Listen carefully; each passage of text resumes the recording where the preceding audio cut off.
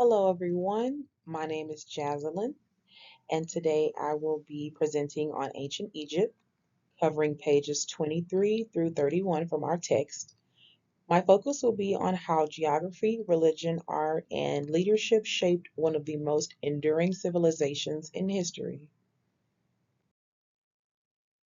Geography played a central role in Egypt's success.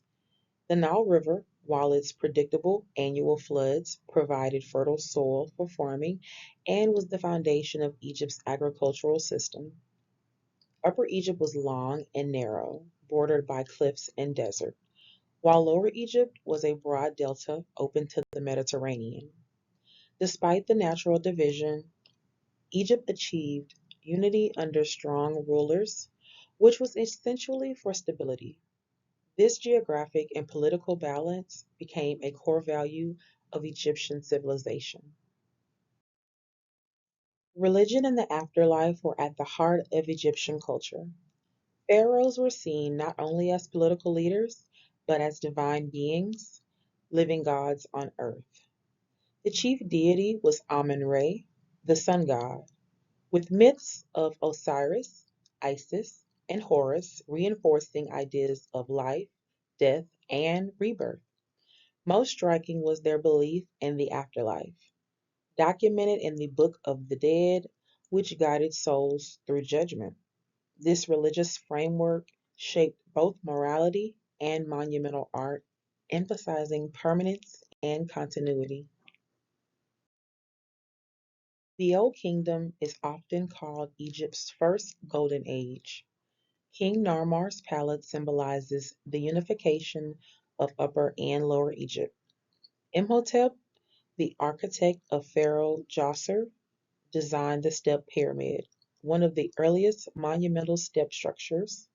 This era also produced the Great Pyramids of Giza, built for Khufu, Khafre, and Menkaure, as well as the Great Sphinx. These works reflect divine kingship, engineering mastery, and the Egyptian value of eternity. The pyramids were remarkable engineering achievements. Stones were quarried, transported across the Nile, and dragged up massive ramps. Evidence suggests farmers often worked on these projects during the agricultural off-season rather than relying solely on slave labor. The construction of pyramids demonstrated organization, technological innovation, and a society united by a shared purpose. These monuments remain powerful symbols of Egypt's drive for permanence. Egyptian sculpture was not simply decorative, it served a spiritual function. Statues like the figure of Pharaoh Khafre were created as alternate dwellings for the Ka, which is the soul, in case the body was ever destroyed. The Great Sphinx of Giza also combined human and animal form to convey divine guardianship. The rigid, timeless style of Egyptian sculpture reflected their values of order and eternity, rather than capturing fleeting human expression. The Middle Kingdom arose after political instability ended the Old Kingdom.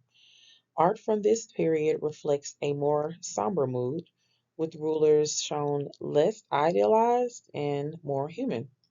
Rock cut tombs were introduced. They were carved into cliffs to avoid being robbed, and wisdom literature, such as Tehotep's instructions to a son, provided moral and practical advice on humility, justice, and leadership. This era emphasized responsibility and social order in response to uncertainty. The New Kingdom was a time of expansion, wealth, and monumental building. Queen Hatshepsut, one of Egypt's most notable female rulers, constructed her grand mortuary temple, legitimizing her rule through art and architecture.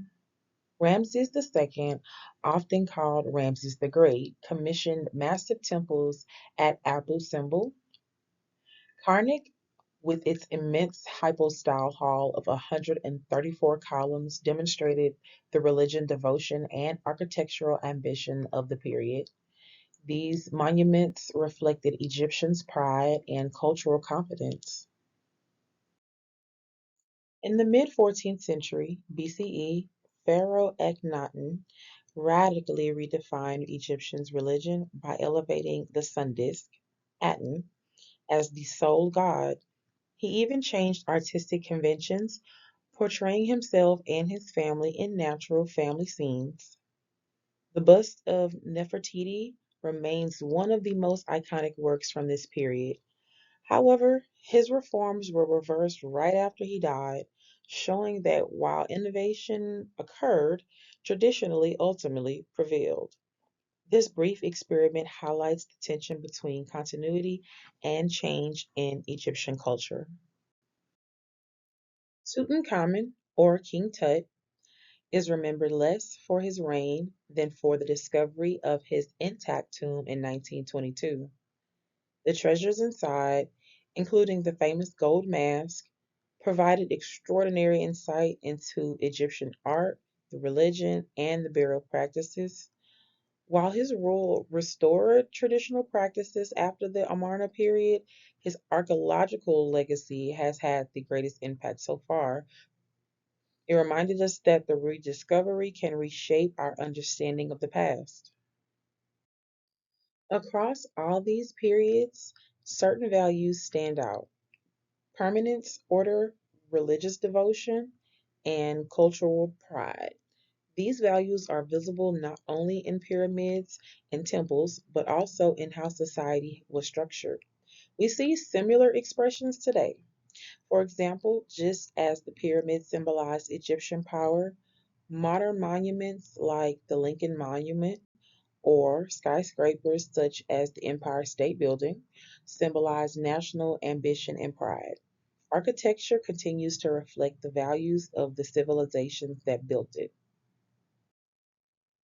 Key figures of ancient Egypt still have parallels in our world.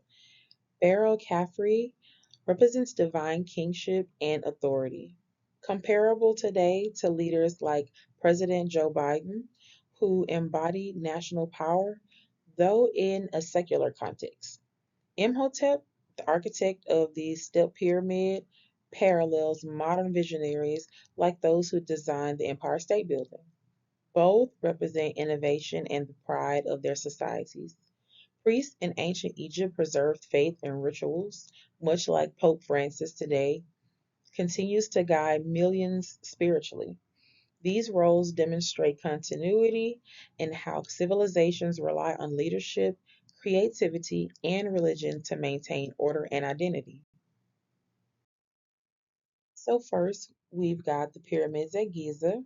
These are the most famous symbols of Egypt, built for Khufu, Khafre, and Menkaure during the Old Kingdom. They were not just tombs, they were designed as eternal monuments to keep the pharaoh's names alive forever. Seeing them from above on Google Earth, you can really appreciate how massive they are and how they still dominate the flat desert landscape thousands of years later.